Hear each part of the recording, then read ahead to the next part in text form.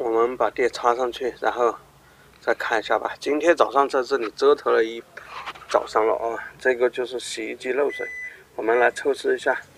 把电源打开，然后注水，小心啊！我们上面的这个地方的话是220伏的啊，大家一定要小心。然后水呢，就是从这个位置滴下来的，滴下来一直往下面滴下来。用户在洗衣的时候呢，就是发现了这个问题，所以他叫我上门来。今天早上来看了很久，就发现这个水呢是从这里来，药大不大，药小不小的。刚才我们就处理了一下现在看起来它基本上就没滴了，是不是啊？就从我手里面的这个位置滴下来了。我们看一下那边的水怎么会滴到这边来呢？按道理来说是不能从这边下来的啊。就是从我手里面的那个位置下来的，这个很正常的哈。我刚才就试了，这个水滴下来的水很多很大。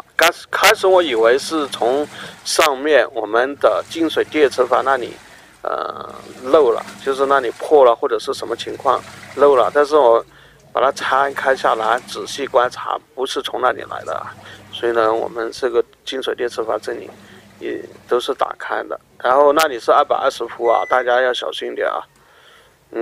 这个测试就是搞了一个早上老洗衣机了，这个洗衣机用了7、8年，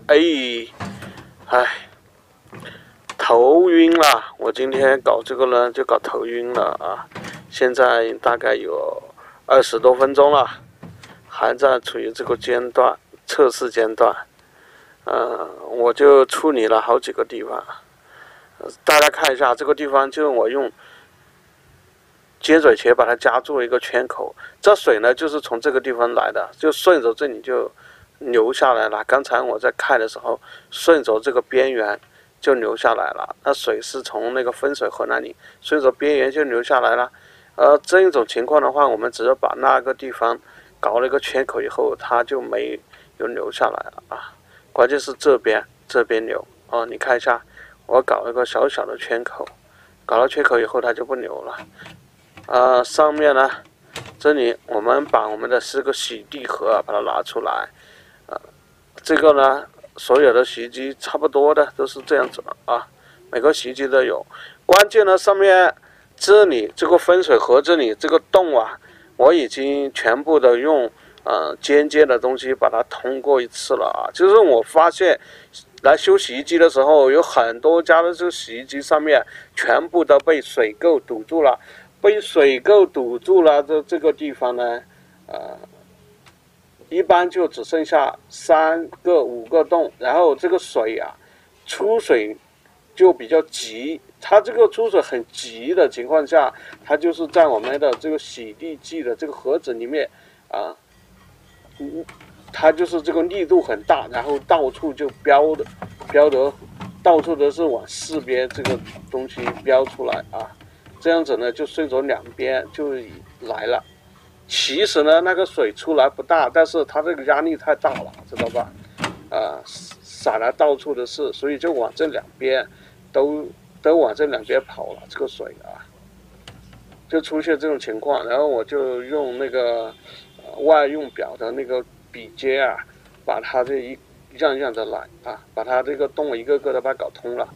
搞通了以后，那就基本上就正常了嘛。刚才我们还拆了这个一下吧，这个呢，很多人都不知道这个盖子怎么拆了，因为我们那里是有一个卡扣看了这么多的卡扣，把这个盖子要拆开也容易的，非常的容易是这样子的，这里有一个插销，这个插销就是这样插进去了那么我们要搞出来，就是从这头一搞出来就可以了，这个很简单本来是很简单的事情但是现在我一只手不好操作好，你看这个插销被拉出来了，对不对？这个盖子一下子就把它打开了嘛，这边也是有一个东西的，然后我们只要把它搞出来，记得那边还是有个开关的好了，我们就把它搞回去吧。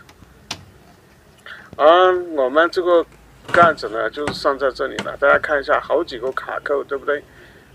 这些卡扣等一下我们上的时候呢，小心点。刚才我就以为是进水电磁阀那里进水了，所以我就把它拆下来。其实很多时候我都遇到有进水电磁阀破了，然后那里漏水的啊。好了，全部搞完了。我们把它搞完了以后呢，还要做测试啊。刚才我只是一般的测试。我们测试把这个水装了1桶以后，后面没有漏了啊。你看装的满满的1桶水了。我们来观察一下后面有没有漏水。没有了，没有漏水了。对，用户还说，哎，这个上面是不是还冒水了，对不对？这个简单，这个简单，这个地方漏水那都是简单吧，最多就给它加个胶垫就可以了啊。这个不是我们觉得困难的地方，我们觉得困难的地方就刚才那里。好了，现在我们就又来测试一下吧。大家看一下，这个水很大，对不对？但是所有的水都是往那个内桶里面滴啊，就往内桶里面走啊，就边边都没有走了。刚才那个水很小，但是呢，那个力很大，就往四周分散了，但是我们把里面的那个分水河那些洞把它全部搞了以后，就把它这个水呢又出来了，出来就正常了啊。哎呀，这个地方就是这样维修的啊。尤其是我们的滚筒洗衣机分水河那里好多人就是因为堵住了，然后那个水特别大，一下子就飙出来了。飙出来以后呢，刚好我们前面的面板就被打湿了。我都修了大概有10几个都是这种的，所以大家在这里的时候一定要小心啊。好了，今天就分享到这里吧，谢谢大家的观看，再见了。